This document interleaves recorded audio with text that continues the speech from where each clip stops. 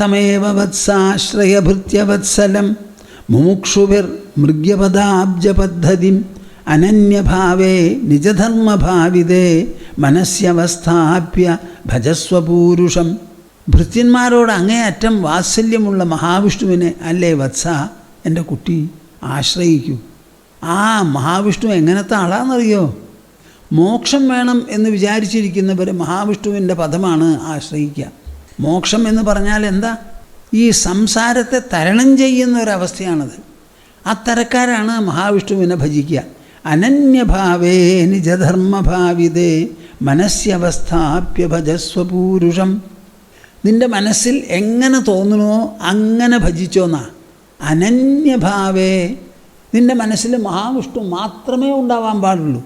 അവിടെ ഉത്തമൻ വരരുത്, ചിറ്റമ്മ വരരുത്, പെറ്റമ്മയും വരരുത്. നിൻ്റെ മനസ്സിൽ ഭഗവാൻ മാത്രം.